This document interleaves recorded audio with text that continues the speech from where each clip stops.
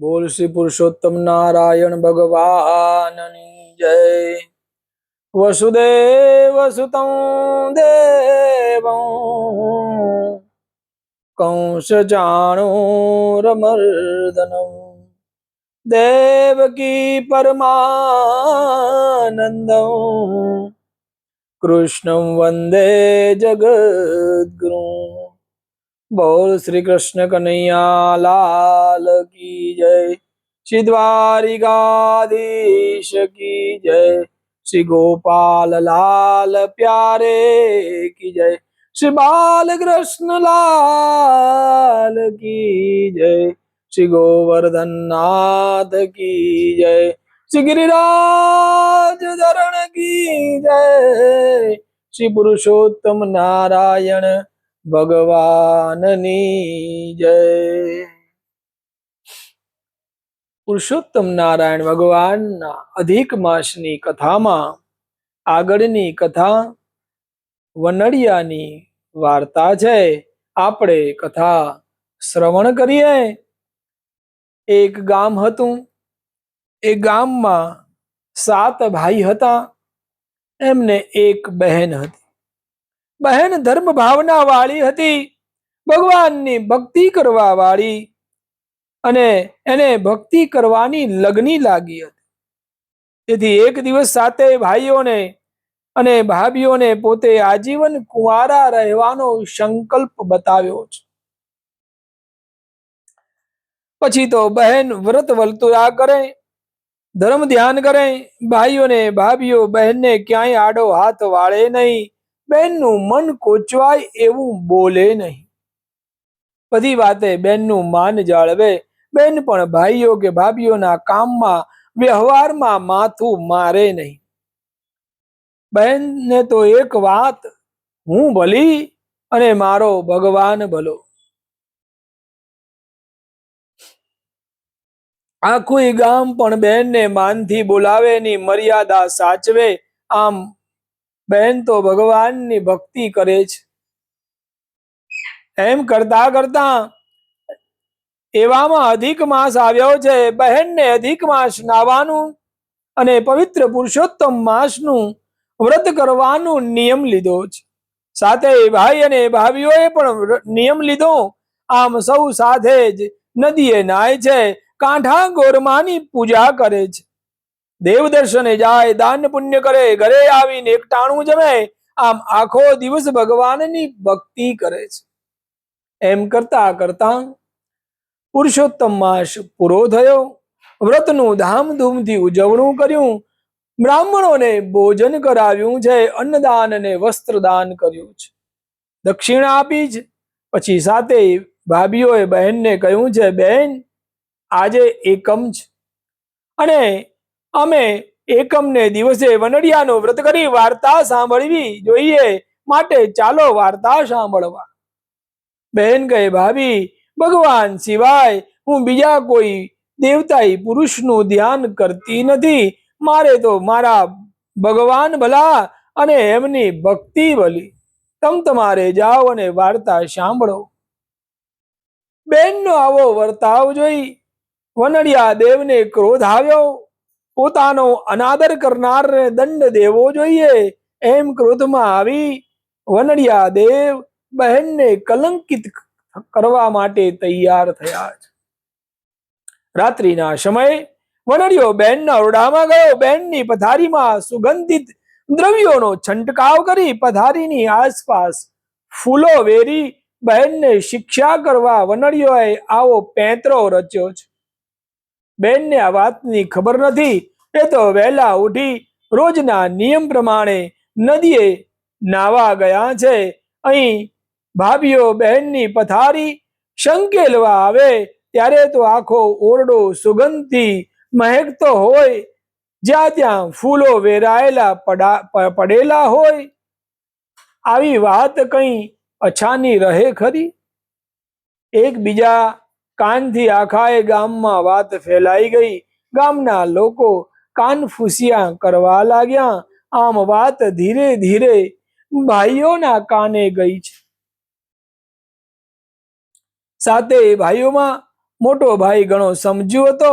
એણે વિચાર કર્યો કે જે બહેને અમારા માટે આજીવન કુમારા રહી પ્રભુ ભજન કરવું એવું વ્રત લીધું હોય તો આવું કાળું કર્મ કરે નહીં. માટે નક્કી કઈ આમાં રહસ્ય છે. આમ છતાં તેણે બેનને એકાંતમાં લાવી અને પૂછ્યું, બેન કહે, ભાઈ મને પૂછ્યા વગર તારા આત્માને પૂછી જો કે મારી બહેન કાળા કર્મ કરે ખરી? બસ ભાઈને થઈ ગયું, બેન નિર્દોષ, એટલે હવે શોધવું જ પડશે કે આવું બધું કરે છે કોણ, અને બેનને કલંકિત કરવાનું કારણ શું. એટલે પોતાના 6 ભાઈઓ ને સમજાવી સૌ ઊંઘી ગયા. એટલે બહેનના ઓરડાની આસપાસ સૌ સંતાઈ ગયા. અડધી રાત્રિનો સમય થયો છે. ત્યાં તો વનડિયો આવ્યો. શરીરે ઝાડની છાલ ને પાંદડા વીંટાળેલા છે. માથાના વાળ જીંથરા જેવા લાંબા છે. બાબરા ભૂત જેવો અસલ લાગે છે. બહેનના ઓરડાની બારી ખુલ્લી હતી. એમાં થઈ અંદર ગયો. બહેનની પથારીમાં સુગંધિત દ્રવ્યોનો છંટકાવ કર્યો. ફૂલો વેર્યા. આખો ઓરડો સુવાસિત થઈ મધમધવા લાગ્યો.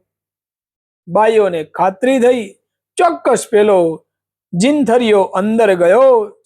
આજ એના બધા કારસ્તાન છે. બેન તો નિર્દોષ છે.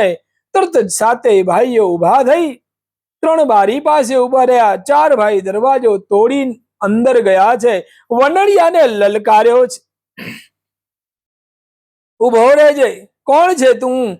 આમ કારણ વગર મારી બહેનને કલંકિત કરવાનું કપટ કેમ કરે છે?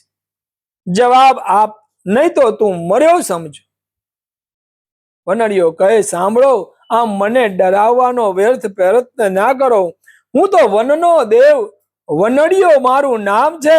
તમારી બહેને મારો અનાદર કર્યો, તેથી હું તેને કનડું છું. બાઈઓ કહે, તમારો અનાદર?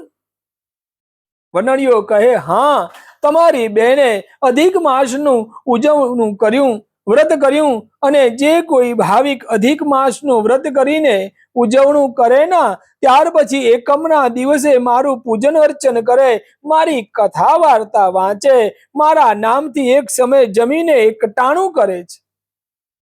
પરંતુ તમારી બેને મારો અનાદર કરી, મારી કથા વાર્તા સાંભળી નહીં, મારું પૂજન કર્યું નહીં, તેથી હું તેને કનડું છું. મોટા ભાઈ કહે, વનડિયા દેવ, તમે તો દેવ કહેવાવ, અને દેવે તો વિશાળ હૃદય ક્ષમા યાચના આપવી જોઈએ. ક્રોધ કરીને નિર્દોષને આમ કનડવાનો અર્થ શું? અજાણપણે તમારો અનાદર થયો હોય તો તેને કોઈ પણ રીતે જણાવી એની ભૂલ સુધારવી જોઈએ. નિર્દોષ અને અજાણને દંડ દેવાય? અજાણ્યાને આંધળા બેય સરખા. માટે તમે જ કોઈ ઉપાય બતાવો, જેથી અમને હર્ષ થાય અને અમારી બેન ઉપરથી કલંક ધોવાય. વનડિયો કહે, ઉપાય છે.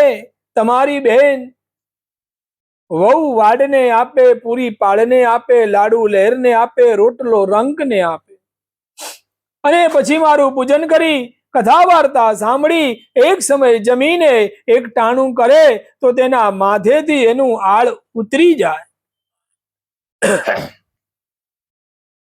મોટો ભાઈ કહે, તમે ઉપાય બતાવ્યો તે પ્રમાણે મારી બેન કરશે, પરંતુ અમને ખબર કેમ પડે કે મારી બેન ઉપરથી લાગેલું કલંક ગયું છે? વનડિયો કહે, હા, એનો પણ ઉપાય છે. નગરના શેઠ મોટી વાવ ગળાવે છે. વાવ ઘણે સુધે ઊંડી ગાળવા છતાં પણ પાણી આવશે નહીં.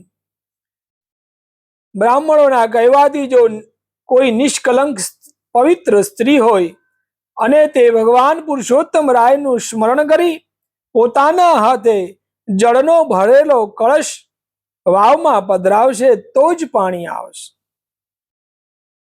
ત્યારે તમારી બેન જળ ભરેલો કળશ વાવમાં પધરાવે તો એના ઉપર લાગેલું કલંક નિર્મૂળ થઈ જશે. આમ કહી વનડિયો ઉડી ગયો છે. બીજો દિવસ થયો. બીજા દિવસે બહેને ભાઈઓને બધી વાત કરી અને એ પ્રમાણે બહેને વનડિયાની કથા વાર્તા કરી, એક ટાણું કર્યું.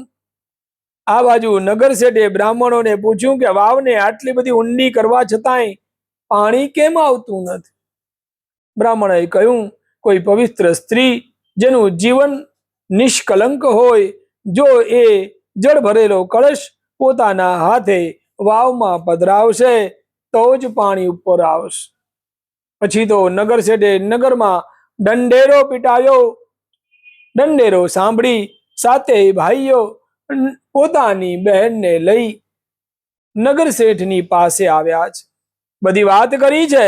પછી તો બેને ભગવાન પુરુષોત્તમ રાયજીનું મનમાં સ્મરણ કરી જળ ભરેલો કળશ વાવમાં પધરાવ્યો છે. અને જ્યાં કળશ પધરાવ્યો કે ખળખળ ખળખળ કરતા પાણી વાવમાં ઉપર ચડવા લાગ્યા. હર્ષનાદ થયો, બહેનનો જય, બહેનનો જય, આમ જય જયકાર થયો છે. નગરના લોકોને ખાતરી થઈ કે બહેન તદ્દન નિર્દોષ છે, નિષ્કલંક છે. આમ બહેનના માથેથી કલંક ગયું છે. ભાઈઓએ વનડિયા દેવને હાથ જોડીને વિનંતી કરી છે, વનડિયા તું વનડીશમાં, મારી બહેનને કનડીશમાં, કલંક કુડા લગાડીશમાં, ખોટા વેમ લગાડીશમાં. વન વગડે છે તારો વાસ, ના આપીશ તું નિર્દોષ ને ત્રાસ. આમ બહેનના વ્રત પડ્યા છે, માથેથી સંકટ ગયું છે. સાતે ભાઈ અને બહેન બોલ્યા છે કે વ્રત ફળ્યા ને સંકટ ગયા, પ્રભુ પુરુષોત્તમ અમને ફળ્યા, પ્રભુ પુરુષોત્તમ અમને ફળ્યા, પ્રભુ વ્રત ફળ્યા ને સંકટ ગયા. પુરુષોત્તમ વ્રત જે કરશે સુખ સંપત્તિ પામે અપાર. પુરુષોત્તમ પ્રભુ અમને ફળ્યા, પ્રભુ વ્રત ફળ્યા ને સંકટ ગયા. આમ પુરુષોત્તમ ભગવાન જેવા બહેનને ફળ્યા એવા સૌ આ કથા સાંભળનારને ફળજો. બોલ શ્રી પુરુષોત્તમ નારાયણ ભગવાનની જય. અચ્યુતમ કેશવમ રામ નારાયણમ કૃષ્ણ દામોદરમ વાસુદેવમ હરિ શ્રીધરમ માધવમ ગોપિકા વલ્લભમ जानकी नायकम श्री रामचंद्र भजे. बोल श्री कृष्ण कन्हैया लाल की जय.